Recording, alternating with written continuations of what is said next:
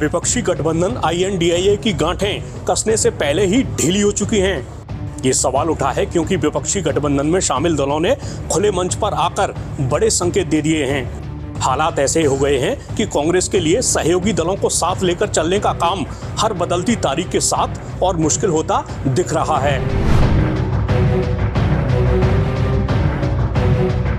तो जिस तरह अब विपक्षी गठबंधन में एक कलह दिख रही है, उसका जिम्मेदार आखिर है कौन?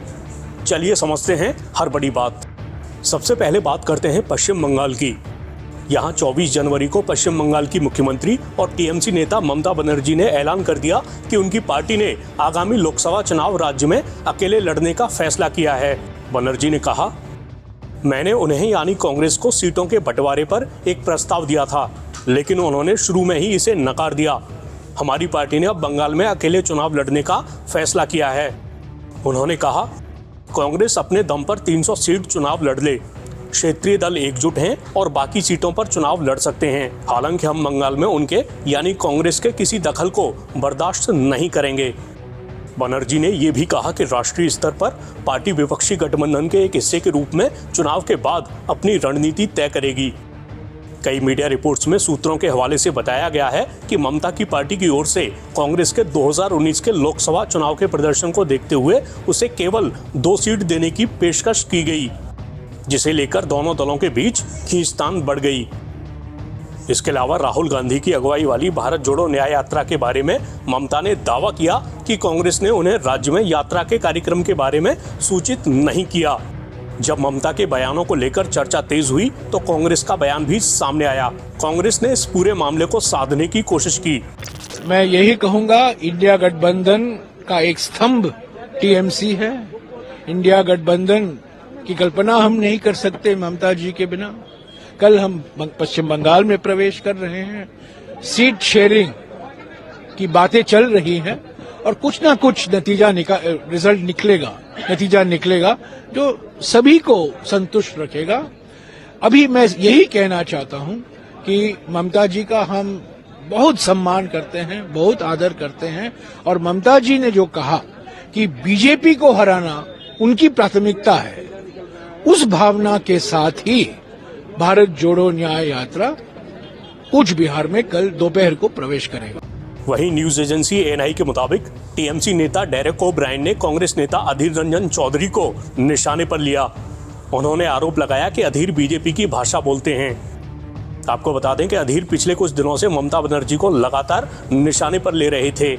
कांग्रेस आलाकमान या तो इसको अनदेखा करता रहा या फिर समय रहते इसकी वजह से पैदा हुए उन हालात को भांप नहीं पाया जो अब खुलेआम दिख रहे हैं। 24 जनवरी को ही पंजाब से भी बहुत बड़ा बयान सामने आया।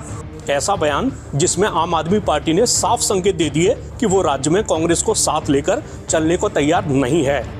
पंजाब CM और आम आदमी पार्टी नेता भगवंत मान का ये बयान सुनिए। देश में पंजाब बनेगा हीरो। 2024 में लोकसभा चुनाव में आम आदमी पार्टी के पक्ष में 13-0। पंजाब से ये संकेत अचानक सामने नहीं आए।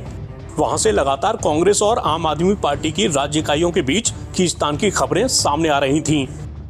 इस मामले में दोनों पार्टियों के आलाकमान की रणनीति पर भी सवाल उठते हैं।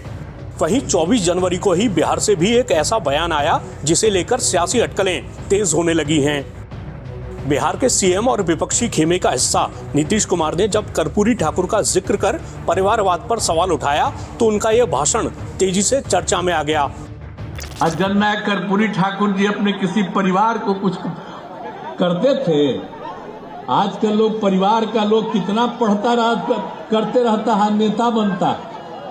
और जब उतने बड़े नेता थे वो अपने किसी लड़के को करने नहीं तो चले गए, तभी हम इनको जो रामनाथ ठाकुर जी को जब वो चले गए तो हम ही लोग रामनाथ ठाकुर जी को आगे बढ़ाए। जब JDU से इस भाषण पर सवाल पूछे गए तो कुछ इस तरह की प्रतिक्रियाएं सामने आईं।